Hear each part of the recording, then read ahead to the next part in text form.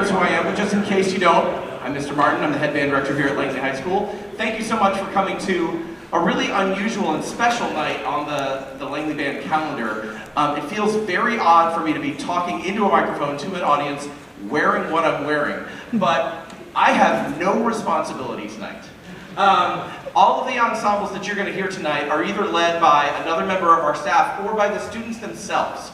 And you're just going to hear a lot of really cool music, and you'll hear about it as the night goes on. Obviously there's the program I hope you scanned on your way in.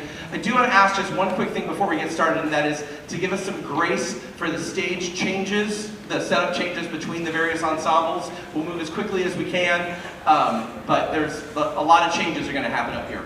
And with that, I'd like to introduce our first set of performers. Part of our percussion class broke into two groups to work on two separate pieces. So to introduce the first group and the first piece, please welcome our first part of the percussion ensemble and their instructor, Mr. Doug Wallace.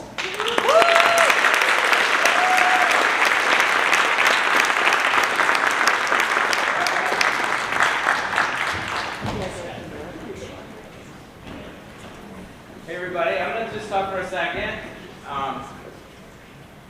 Check. Welcome to our concert tonight. We're going to kick it off with a really cool piece. The first piece that we're going to play is actually a string quartet by Claude Debussy that was written in the late 1800s. It was really ahead of its time when it was written, but obviously it was not written for marimba because other than just in Asia and Africa, some very primitive marimbas, the marimba didn't exist. When I was in grad school, I arranged this piece for my percussion quartet. My roommate actually and I did it, and we played it many times. It's been played throughout the country in all different groups. It is the second movement of the Debussy String Quartet in G, which is Opus 10. He wrote a few quartets. And this is the second movement. I'm not going to try to pronounce the French name of it because I don't take French. But basically what it means is very lively and rhythmic. But the interesting thing about it is that it uses pizzicato, which is, the whole movement is string pizzicato, which lends itself really, really well to the marimbas. It also, Debussy was very into Japanese gamelan music at the time. And so you're going to hear some various things that will remind you of Eastern gamelan music, which has like gongs and different kinds of marimba-like instruments. So I'm going to just talk about a couple things. Ryan's going to demonstrate something for you. In gamelan music, there's a lot of ostinati, which are basically repeated patterns that happen throughout. And one of the things that you're going to hear is this repeated melody over and over and over again.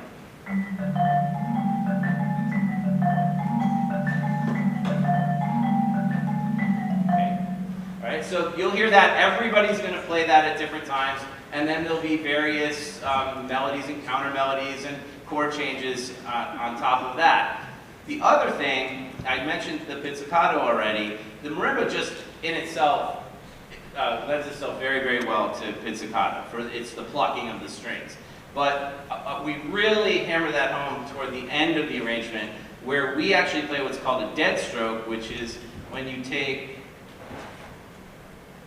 a mallet, and instead of getting a resonant sound, you press it in like that. And that even sounds more like a pizzicato. So in one place, where you're going to hear it very, very well. So can you guys try that one section?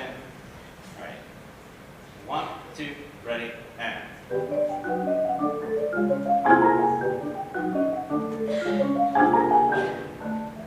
Okay, good. So that's how we really bring out the pizzicato toward the end of the piece.